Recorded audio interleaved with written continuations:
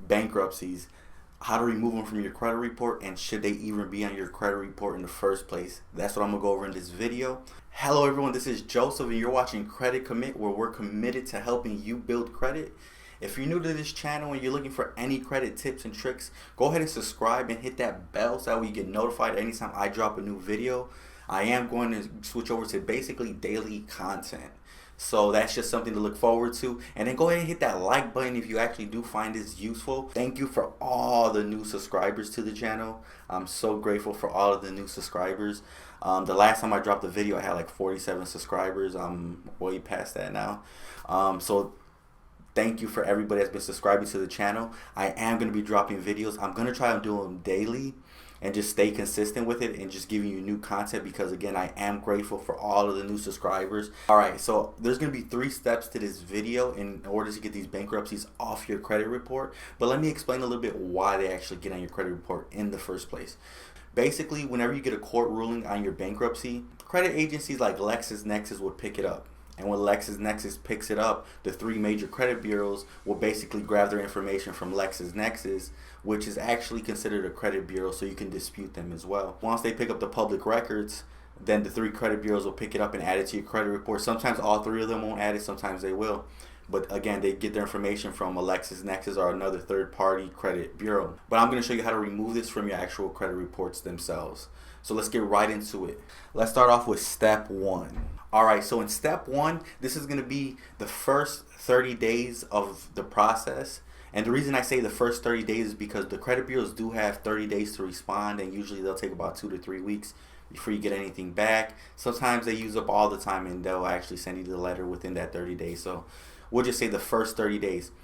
You're going to do these 3 things simultaneously. So you're going to actually make up all 3 of these letters at one time. You're going to send them out the same day. So the first letter that you're going to send out is to the credit bureaus. What you're going to do is you're going to dispute any inaccurate information. So say you had a bankruptcy at an old address, you got a new address, you got a new ID, things like that. Now you're going to dispute any inaccurate information. So you're going to dispute any like inaccurate, like if your name, like let's just say your name, it has like your first name, your middle initial, then your last name, then it has your first name, your full middle name, and then your last name. You want to dispute any of those inaccurate information, especially the addresses. All the old addresses you want to remove from your credit information. So that's the first thing you're going to dispute, because if that bankruptcy is part of an old address, you definitely want that address removed.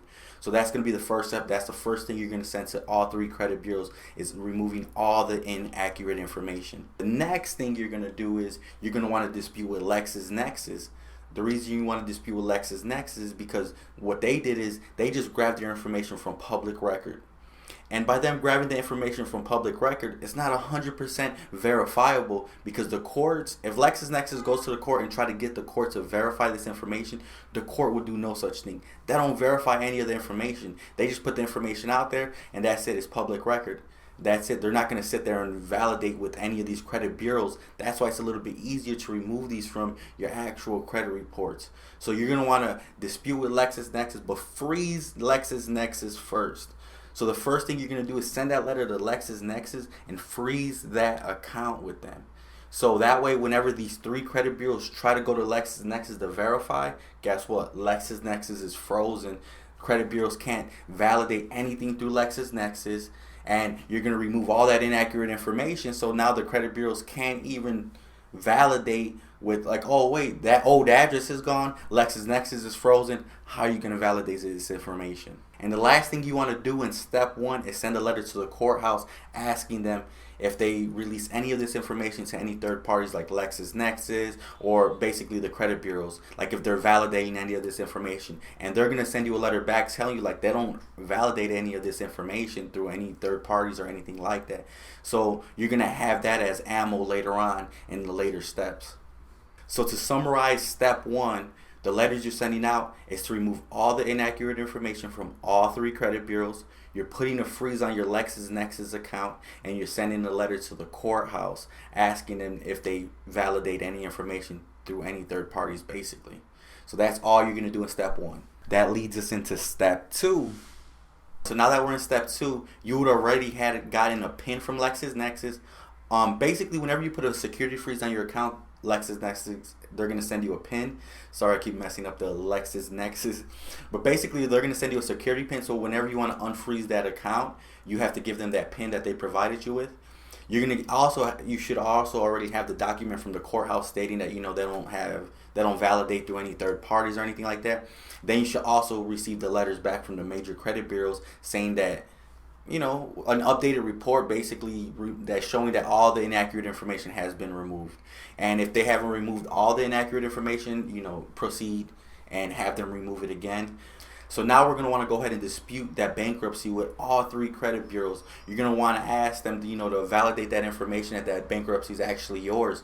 At this point, they don't have any address that's tying you to that bankruptcy, or they don't have LexisNexis to verify it, which they usually go through to try to verify the information. So you're going to dispute that bankruptcy and ask them to remove it from your report if it's not 100% verifiable. And at that point, you wait for the response.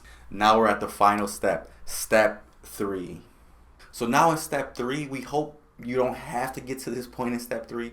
But now in step 3, basically, by them not being able to validate the information, they should remove it from your credit report. But let's just say one of these credit bureaus is giving you a hard time. You could go ahead and send them another dispute round and dispute it again and ask them, hey, how are you validating this information?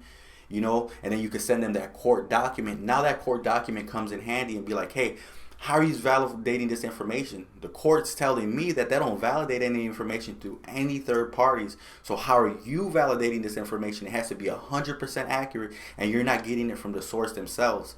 So if they're not willing to play ball after this letter, at this point, you're going to want to contact the CFPB, and basically you're going to want to put in a complaint with that credit bureau, the one that's not willing to remove that information. You send them that court document saying that the court's not actually giving them the information to validate, and then you're going to put a complaint against them, and then at that point they're going to have no choice but to remove the bankruptcy from your credit report. Alright guys, so I hope you found this information useful. If you have any more questions, comments, go ahead and leave them in the comments below. This video is actually made because somebody left a comment asking me to do a video about bankruptcies. I am going to be more active. Again, the last time I made a video was maybe 6 months ago, but I'm going to go into daily content now. I'm so grateful for all the new subscribers. I do have something special for everybody since you are all subscribing to my channel. I'm making a Blueprint Action Plan version 2.0. Basically, I'm going to give you the letters for free. The ones that to dispute inaccurate information, your first round of dispute, and the cease and desist, I believe. I'm giving you all this information. I'm giving you these templates. I'm giving you them for free, and then you're also going to get some basically free training walkthrough how to use these. I'm just so grateful for all the new subscribers, so thank you so much.